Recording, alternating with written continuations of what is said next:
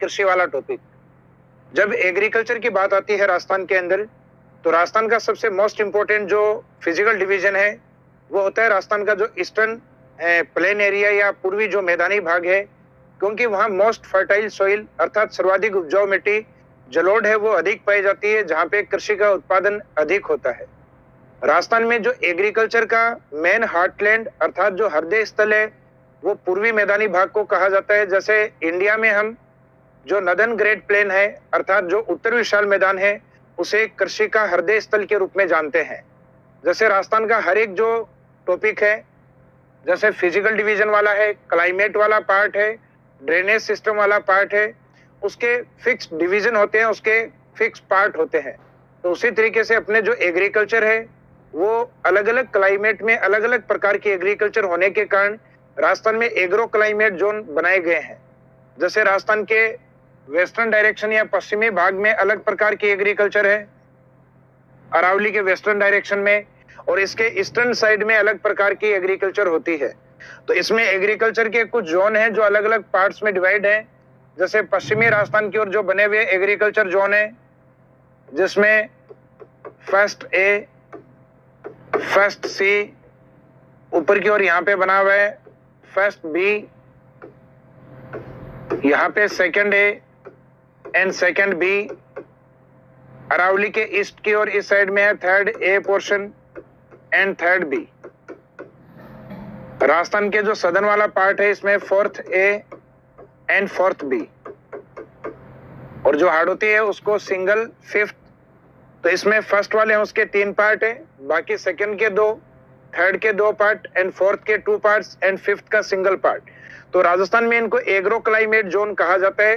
ये सिलेबस 2013 जो आरएस वाला था उसमें ऐड किया गया था पार्ट, लेकिन फिलहाल ये सिलेबस में से एग्रो क्लाइमेट जोन को हटा लिया गया है। लेकिन फिर भी एग्जाम में पूछा जाए, फैक्चुअल में पूछा जा सकता है कि राजस्थान के अंदर कितने एग्रो क्लाइमेट जोन है, राजस्थान में कृषि जलवायु प्रदेश कितने हैं। तो क्लाइमेट वाले टॉपिक में अपन ने पढ़ा था, अर्थात जो जलवायु वाला जो टॉपिक है उसमें पढ़ा था कि राजस्थान में जो जलवायु है जनरल टाइप्स हैं वो 5 होते हैं। बाकी जो इंडिविजुअल, कोपेन, त्रिवार्था और थोंथवेट के अकॉर्डिंग वहां जलवायु राजस्थान में 4 प्रकार की होती है।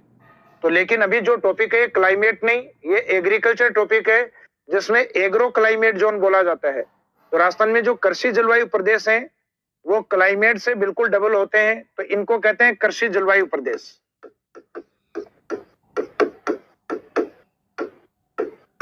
तो राजस्थान में एग्रो क्लाइमेट जोन कृषि जलवायु प्रदेश है, उनकी काउंटिंग पूछी जाए तो राजस्थान में 10 पाए जाते हैं। किस किस तरीके से हैं, जो कि मैंने जनरली आपको ये डायग्राम में बताए हैं। सामान्यतः इस प्रकार से इनका डिस्ट्रीब्यूशन होता है। तो कुछ बेसिक पॉइंट्स है जिनको हम स्टार्टिंग में कवर करके चलेंगे एग्रीकल्चर में। जैसे कि सामान्यतः कृषि राजस्थान के मैदानी भाग में अधिक होती है। एग्रीकल्चर चाहे इंडिया का हो चाहे राजस्थान का, यह मेनली मॉनसून के ऊपर डिपेंड होता है। अर्थात मॉनसून बेटर है तो एग्रीकल्चर का प्रोडक्शन या जो उत्पादन है वो अधिक बढ़ता है, और अगर मॉनसून हमारा वीक है तो एग्रीकल्चर प्रोडक्शन भी हमारा कम होता है। अर्थात हमारी जो कृषि है उसे मानसून का जुआ कहा जाता है, अर्थात गैम्बलिंग ऑफ मॉनसून इसको जानते हैं, क्योंकि अगर मॉनसून फेल हो गया तो हमारी एग्रीकल्चर भी फेल हो गई फिर। तो कुछ बेसिक पॉइंट्स हैं जो हम इस चैप्टर में स्टार्टिंग में देखेंगे। जैसे कि agriculture is also known as gamble of monsoon, अर्थात कृषि को हमारे यहाँ मानसून का जुआ कहा जाता है। इसका मीनिंग हमारी जो एग्रीकल्चर है वो मोस्टली किसके ऊपर डिपेंड करती है, मेनली ये मॉनसून के ऊपर डिपेंड करती है। इस कारण इसे गैम्बल ऑफ मॉनसून अर्थात मानसून का जुआ भी कहते हैं। दूसरा है plains are called heartland of agriculture, अर्थात जो मैदानी भाग है वो एग्रीकल्चर के लिए हार्टलैंड अर्थात हृदय स्थल होते हैं। कृषि मुख्यतः मैदानी भागों के अंदर होती है, तो मैदानों को कृषि का हृदय स्थल कहा जाता है। और राजस्थान के अंदर कुल 10 कृषि जलवायु प्रदेश स्थित हैं। Total 10 agro climate zone situated in Rajasthan. Rajasthan में कुल कृषि प्रदेश जो है उनकी काउंटिंग अगर पूछी जाए तो उसमें आंसर आपको देना है 10, अर्थात राजस्थान में कुल 10 कृषि जलवायु प्रदेश स्थित है। इसके बाद में इस चैप्टर में सबसे फर्स्ट स्टार्ट करेंगे अपन इंपोर्टेंस ऑफ एग्रीकल्चर, यानी चैप्टर के फर्स्ट पॉइंट के रूप में। तो अभी तो कुछ बेसिक पॉइंट्स देखे हैं कि कृषि मुख्यतः मानसून आधारित होती है। एग्रीकल्चर का जो मेन एरिया है वो ईस्टर्न प्लेन या मैदानी भाग होते हैं, और एग्रो क्लाइमेट जोन है राजस्थान के अकॉर्डिंग 10 माने जाते हैं। जबकि इंपोर्टेंस ऑफ एग्रीकल्चर की जब बात होती है तो कृषि का सबसे जो अधिक महत्व है ये मुख्यतः रोजगार के रूप में या एम्प्लॉयमेंट के रूप में है। हालांकि जो शहरी क्षेत्र है वहां के लोग एग्रीकल्चर का इंपॉर्टेंस नहीं समझ सकते इतना जितना ग्रामीण क्षेत्र के लोग समझते हैं, क्योंकि शहरी क्षेत्रों में मुख्यतः जो रोजगार है या जो एम्प्लॉयमेंट है वो सर्विस सेक्टर या इंडस्ट्रीज के ऊपर डिपेंड करता है, जबकि ग्रामीण क्षेत्रों के अंदर मेनली उनका जो व्यवसाय है या उनका जो रोजगार है वो मुख्यतः एग्रीकल्चर पे डिपेंड होता है। तो कंट्रीब्यूशन इन एम्प्लॉयमेंट, रोजगार में एग्रीकल्चर का जो योगदान है इंडिया के अकॉर्डिंग अगर देखें तो भारत की कुल जनसंख्या में अर्थात 100% में से अप्रोक्सीमेट 55% पॉपुलेशन, यहाँ पे जो डेटा है 54.6%, यानी अप्रोक्सीमेट 55% है जनसंख्या वो एग्रीकल्चर पे डिपेंड है। जबकि राजस्थान के अंदर टोटल 100% पॉपुलेशन में से अप्रोक्सीमेट 62% जनसंख्या है वो एग्रीकल्चर पे डिपेंड है। तो agriculture depend population approximate 55% in India and 62% population depend on agriculture in Rajasthan state। तो मुख्यतः कृषि का महत्व है रोजगार को लेकर है फर्स्ट पॉइंट। तो जैसे इंपोर्टेंस ऑफ एग्रीकल्चर लिखना हो तो सबसे पहले इस डेटा को याद रखिएगा, भारत की कुल जनसंख्या में 55% और राजस्थान की कुल जनसंख्या में 62% पॉपुलेशन है वो कृषि पर आधारित है। इसके बाद में कृषि का महत्व होता है व्यापार के अंदर। तो दूसरा पॉइंट होता है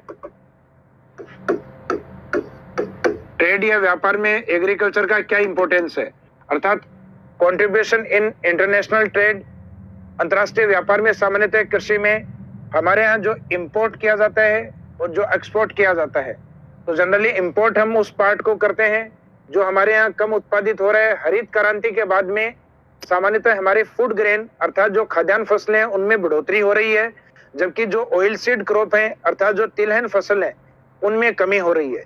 इस कारण हमें तिलहन फसलों से खाद्य तेल जो प्राप्त होता है वो कम उत्पादित हो रहा है। इस कारण हमारे ज्यादा जो एग्रीकल्चर में आयात होता है ये एडिबल ऑयल अर्थात खाद्य तेल है, इसका हम अधिक आयात करते हैं। जबकि हम निर्यात में मुख्यतः जो फूड ग्रेन अर्थात जो खाद्यान्न फसलें हैं उनका हम अधिक निर्यात करते हैं, क्योंकि हमारा जो किसान है उस किसान के जो खेत के अंदर एग्रीकल्चर जब कल्टीवेशन किया जाता है अर्थात उत्पादन जब किया जाता है तो किसान अपने फार्म हाउस को या खेत को अधिकांशतः जिन फसलों से कवर करता है वो फसलें होती हैं फूड ग्रेन क्रॉप्स।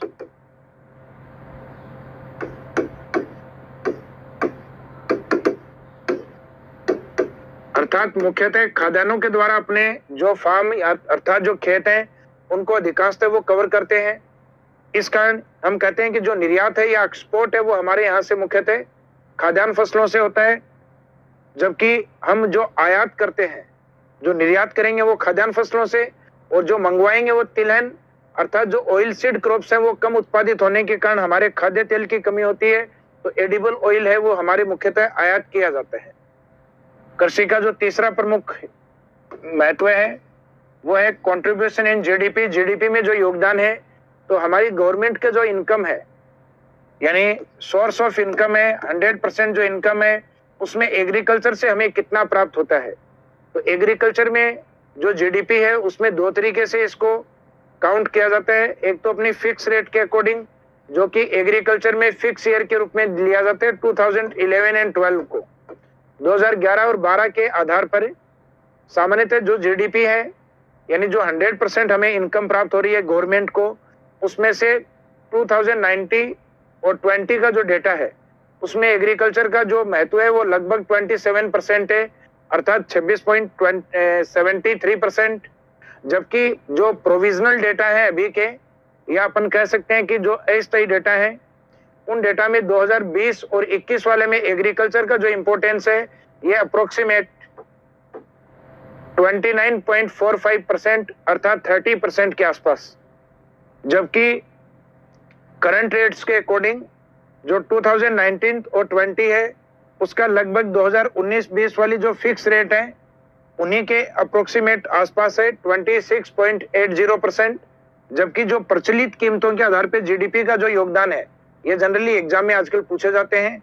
तो 2020 और 21 अर्थात 2020 और 21 में जो करंट रेट प्रचलित कीमत या चालू कीमत में एग्रीकल्चर का जो योगदान रहने वाला है, वो एक अनुमान है लगभग 30% के आसपास, 29.77%। तो इनको याद रखिएगा। लगभग जो 2019 और 20 वाले डेटा हैं वो कहीं ना कहीं 27% के आसपास हैं, और जो अभी 2020 और 21 के जो डेटा हैं वो अप्रोक्सीमेट कहीं ना कहीं 30% के आसपास हैं। लेकिन फिक्स 30 नहीं है, 29 के डेटा में बोले जाएंगे दोनों, 29.45 और इधर 29.77, और इससे पहले वाले वो 26 के डेटा में बोले जाएंगे, 26.73 एंड 26.80। ये वाला पॉइंट है, ये इंपॉर्टेंट है प्रीलिम्स के अकॉर्डिंग या ऑब्जेक्टिव टाइप की जो एग्जाम है उनके लिए। इसके बाद में एग्रीकल्चर का जो इंपॉर्टेंस है वो इंडस्ट्रीज को लेकर, यानी पॉइंट नंबर 4 है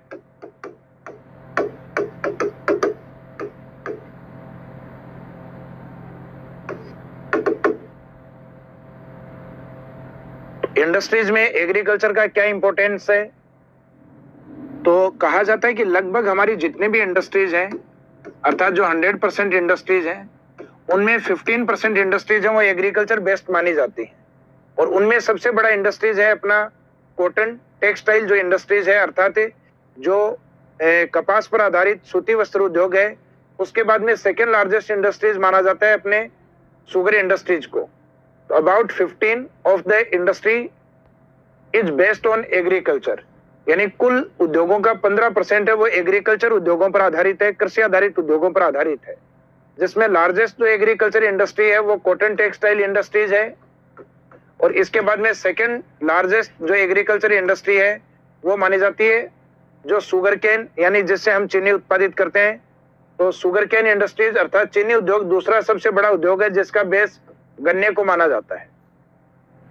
तो एग्रीकल्चर का इंपॉर्टेंस जब एग्जाम में पूछा जाता है तो इंपॉर्टेंस में एक तो हम कह सकते हैं कि एग्रीकल्चर का जो इंपॉर्टेंस है वो मुख्यतः रोजगार को लेकर है, जो कि आपको स्टार्टिंग में बताया कि इंडिया में अप्रोक्सीमेट 55 और राजस्थान में अप्रोक्सीमेट 62% है जो पॉपुलेशन है वो एग्रीकल्चर पे डिपेंड करती है।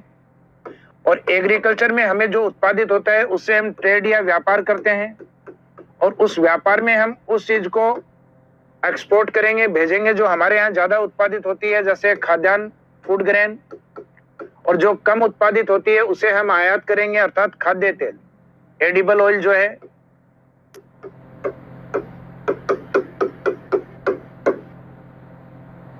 इसके बाद में जो जीडीपी है, तो जीडीपी में मैंने आपको बताया कि इसमें दो तरीके से देखते हैं।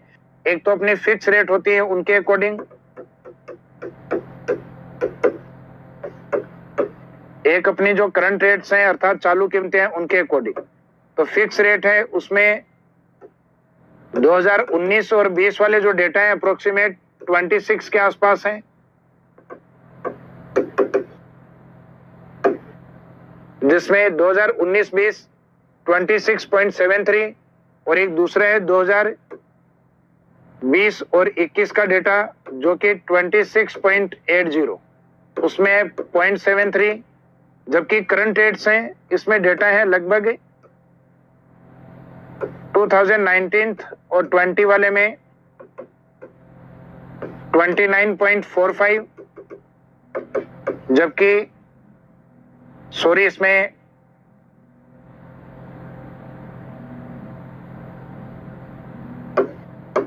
टू 2019 एंड 20 और नेक्स्ट है 2020 और 21।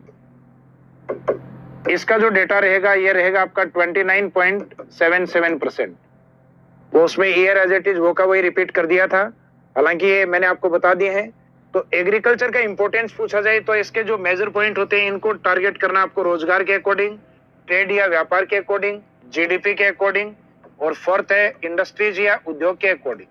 तो उद्योग में एग्रीकल्चर है वो टोटल इंडस्ट्रीज में लगभग 15% इंडस्ट्रीज में एग्रीकल्चर अपना पार्टिसिपेट करती है, अर्थात 15% इंडस्ट्रीज है वो एग्रीकल्चर बेस्ड है, और उसमें लार्जेस्ट है अपना कॉटन टेक्सटाइल इंडस्ट्रीज, और सेकंड लार्जेस्ट माना जाता है शुगर कैन इंडस्ट्रीज अर्थात चीनी जो उद्योग है वो देश में कृषि का सबसे दूसरा बड़ा उद्योग माना जाता है। सबसे बड़ा उद्योग सूती वस्त्र और दूसरा है चीनी उद्योग। तो एग्रीकल्चर का इंपोर्टेंस या महत्व जब पूछा जाए तो इन 4 पॉइंट्स के अकॉर्डिंग इसको अपने को बताना होता है। इसके बाद में है टाइप्स ऑफ एग्रीकल्चर अर्थात कृषि के प्रकार। कृषि के प्रकार को 2 तरीके से हम डिफाइन करते हैं। एक तो जनरल टाइप्स के अकॉर्डिंग सामान्य प्रकार। सामान्य प्रकार में एग्रीकल्चर का जो तरीका होता है या एग्रीकल्चर करने का जो टेक्निक या जो तकनीक होती है उसके अकॉर्डिंग डिफाइन किया जाता है। इसमें एग्रीकल्चर या क्रॉप्स को टारगेट नहीं किया जाता। जबकि साइंटिफिक टाइप्स में किसी एक विशेष क्रॉप्स को या एग्रीकल्चर को टारगेट करके उसका प्रोडक्शन किया जाता है। जैसे साइंटिफिक में अपन कहें कि रेशम का उत्पादन करना अर्थात सेरीकल्चर करना। अंगूर का उत्पादन है वो होता है विटीकल्चर। तो इसमें एग्रीकल्चर का नाम लेते ही जो प्रोडक्ट या उत्पाद है वो फिक्स होता है और उसके कल्टीवेशन या प्रोडक्शन के लिए हमें थोड़ी साइंटिफिक अप्रोच बनानी होती है। उसमें हमें पैसा ज्यादा इन्वेस्टमेंट करना होता है। तो साइंटिफिक एग्रीकल्चर सामान्यतः थोड़ी अधिक महंगी होती है लेकिन इसका प्रॉफिट भी हमें अधिक होता है। जबकि सामान्य कृषि है इसमें कृषि करने के तरीके को देखा जाता है। तो सबसे पहले हम देखेंगे इसमें जनरल टाइप्स और उसके बाद में देखेंगे साइंटिफिक टाइप्स। सामान्य फर्क यही है इसमें प्रोडक्ट या उत्पाद फिक्स होगा जबकि इसमें उत्पाद फिक्स नहीं होते। तो स्टार्ट करते हैं सबसे पहले अपन जनरल टाइप्स एग्रीकल्चर के। तो जनरल टाइप्स में आता है सबसे पहले मिक्स्ड एग्रीकल्चर अर्थात मिश्रित कृषि। मिश्रित कृषि का मीनिंग है both agriculture and animal husbandry works are called mix agriculture. Meaning जो कृषि कार्य है और पशुपालन है इन दोनों को अगर एक साथ किया जाए अर्थात हम अपने ग्रामीण क्षेत्र या रूरल एरिया में देखते हैं कुछ किसान अपने खेतों में एग्रीकल्चर भी करते हैं और अपने घर में 5, 10, 15 पशु भी पालते हैं। इसका मीनिंग है एग्रीकल्चर वर्क के साथ वो एनिमल हस्बेंड्री है अर्थात जो कृषि के साथ पशुपालन का जो कार्य है वो दोनों एक साथ हो रहा होता है अर्थात उसको नाम दिया जाता है मिक्स एग्रीकल्चर। तो मिश्रित कृषि का मीनिंग है खेती के साथ पशुओं को पालना। दूसरा होता है खड़ीन एग्रीकल्चर। तो खड़ीन एग्रीकल्चर का मीनिंग लिया जाता है कि पश्चिमी राजस्थान में जो पाली से जो जाने वाले ब्राह्मण थे उन्होंने पश्चिमी राजस्थान में एक विशेष प्रकार की झील होती है खड़ीन, उनमें की जाने वाली खेती को खड़ीन एग्रीकल्चर कहा जाता है। जिसमें मोस्टली अपने राजस्थान में जो रबी क्रॉप्स होती हैं अर्थात जो विंटर सीजन में बोई जाती हैं उन क्रॉप्स का कल्टीवेशन अर्थात उत्पादन है वो अधिक किया जाता है। तो जो खड़ीन एग्रीकल्चर है जनरली पालीवाल ब्राह्मणों के एग्रीकल्चर के रूप में भी डिफाइन होती है, परिभाषित की जाती है। The agriculture undertaken by the Paliwal ब्राह्मण। तो इसमें मेन पॉइंट ये है पालीवाल ब्राह्मणों की कृषि को पश्चिमी राजस्थान में क्या कहते हैं? खड़ीन एग्रीकल्चर। तो एग्रीकल्चर अंडरटेकन बाय पालीवाल ब्राह्मण इज कॉल्ड खड़ीन एग्रीकल्चर। मैक्सिमम ये जैसलमेर में होती है। ये राजस्थान के अंदर मैंने आपको जब डेजर्ट वाला जो पोर्शन किया था उसमें भी वहां पे भी इसको कवर करवाया था।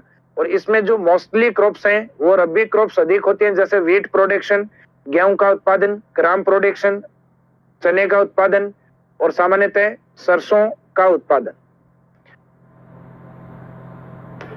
इसके बाद में नेक्स्ट बारानी एग्रीकल्चर। तो बारानी एग्रीकल्चर का मीनिंग होता है डिपेंड ऑन मॉनसून अर्थात विदाउट इरिगेशन जो एग्रीकल्चर हो उसको बारानी कृषि कहा जाता है।